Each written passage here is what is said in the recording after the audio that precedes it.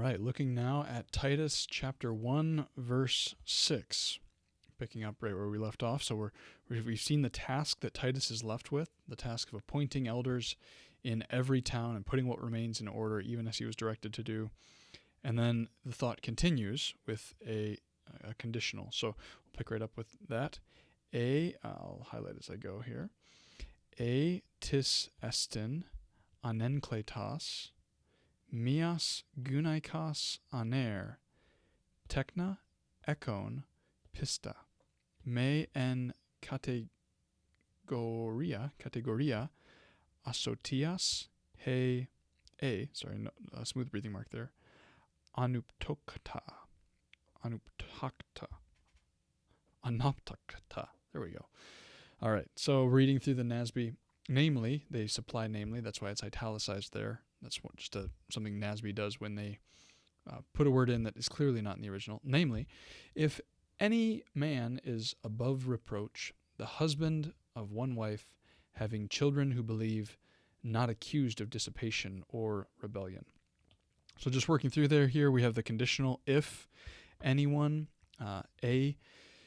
this kind of doesn't actually, the thought doesn't quite close with this if is setting up the protasis and never quite resolves to the apodosis, the kind of resolution, the if, but we don't actually see the then fully fleshed out. The way that the UBS editors put the comma at the end of verse 5 makes them, basically they're arguing that the former sentence is the apodosis and the protasis comes afterwards. But other places you'll see the thought ending in verse 5 and then it continues on in verse 6, and it's almost like just setting up the if this is the case, ... it's implied that they would be appointed. So if these things are met, if anyone, the little accent there is the clue, if anyone, it's the subject of estin here, if anyone is anenkletos, this is a key word to do a little search on. If you were going to look at one word in this verse, this would be a good one to do it. Anenkletos, simply in DBL, blameless, free from accusation, only used a handful of times, but you'll note that in those references are 1 Timothy 3:10, which is another reference to church leadership, specifically their deacons. There's another similar word used for elders in 1 Timothy 3, the first half of that chapter. So if anyone is above reproach, and then everything else is kind of all falling underneath this banner of above reproach. And we're starting with kind of the family sphere. The first is mias, which is one, gunaikos, woman or wife, aner, man or husband. So one woman, man is a very literal translation here, but it's the idea conveying of fidelity to his wife. He's committed to his wife. He's not promiscuous in any way. He is a man that's characterized by fidelity to his marriage and commitment to his wife. He is a man of one woman. And that is not prohibitive of single men filling this office, but this is acknowledging this is the default. The default is that men are going to be, more men are going to be married, and a characteristic feature of that marriage must be fidelity. And the same would be true of single men, the sexual fidelity and purity being a key feature of a requirement for this being above reproach, prerequisite for shepherding the flock.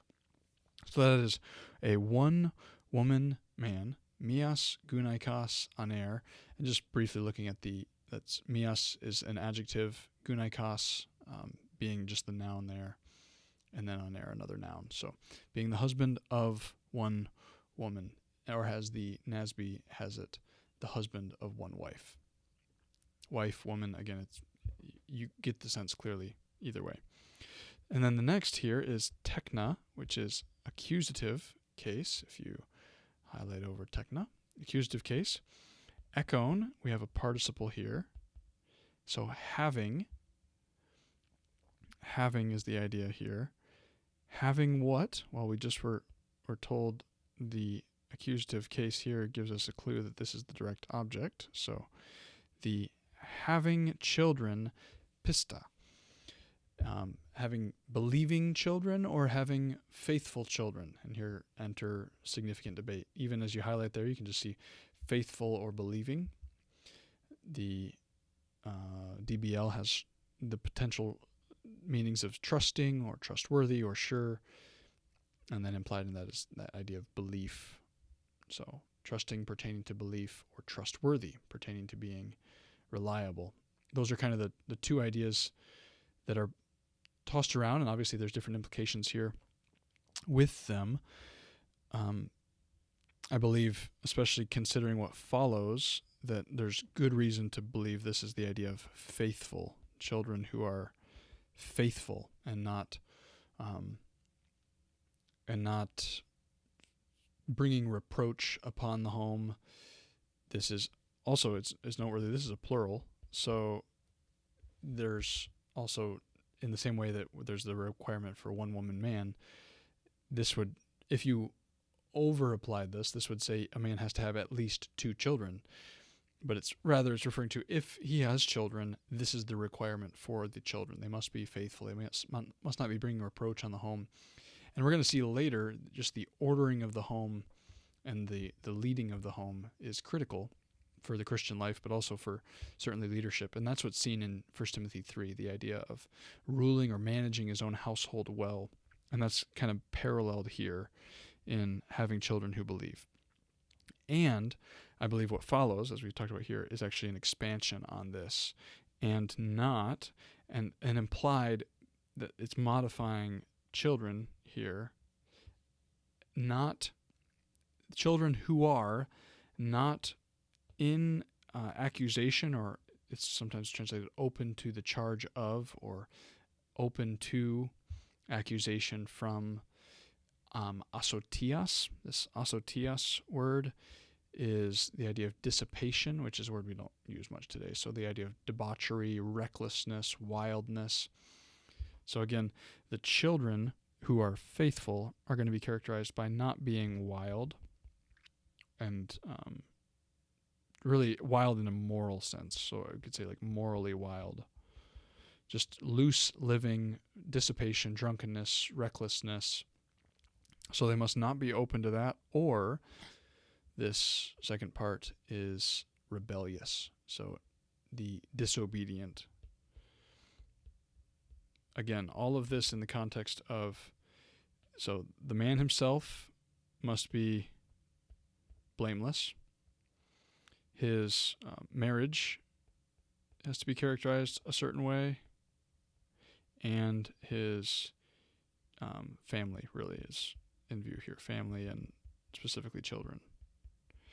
So there's going to be more qualifications coming when we look at verses 7 through 9, but here just gives us a brief intro that emphasizes on enkletos as kind of that key that's actually going to be repeated in the next section in verse 7. On enkleton is going to show up again. So that's a brief look at Titus 1 verse 6 as we're walking through Titus.